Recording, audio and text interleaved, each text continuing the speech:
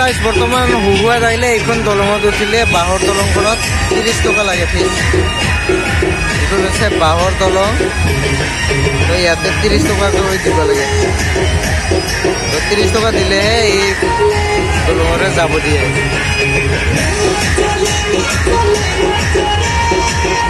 তো গাইজ হুহুৱাত এইটো কি ধুনীয়া ঠাই, তো মজা প্লেচ।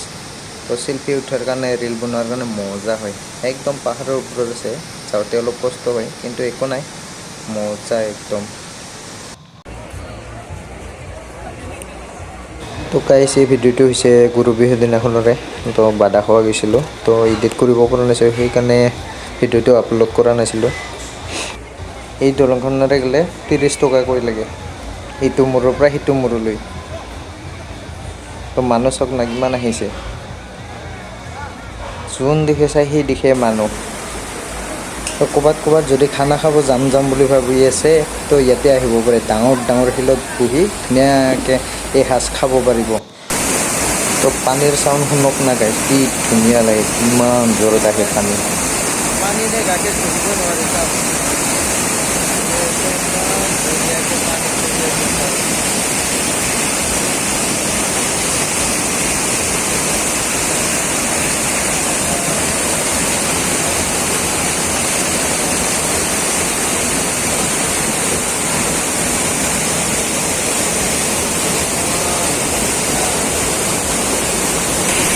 হুহুৱাৰ ইমান ধুনীয়া প্লেচ, বহুত ওপৰত আহিব লাগে এইটো প্লেচত আহিলে। ফটো উঠাৰ কাৰণে মজা। ওপৰৰ কাৰণে ইয়াত মানুহ আহিব অলপ কষ্ট পায় কাৰণে মানুহ কম আহে। এইখিনি ফটো উঠাৰ কাৰণে মানুহ চাপ না।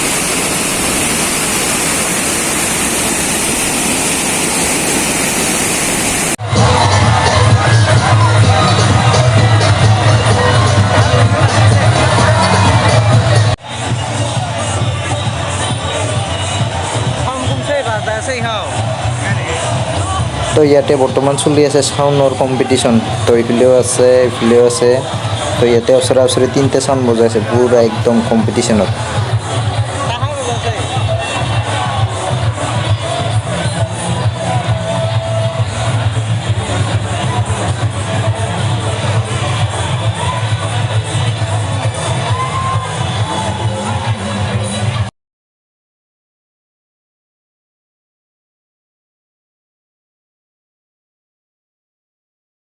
মানুহৰ ভিৰ চাওক না গাইজ, কিমান মানুহ আহিছে।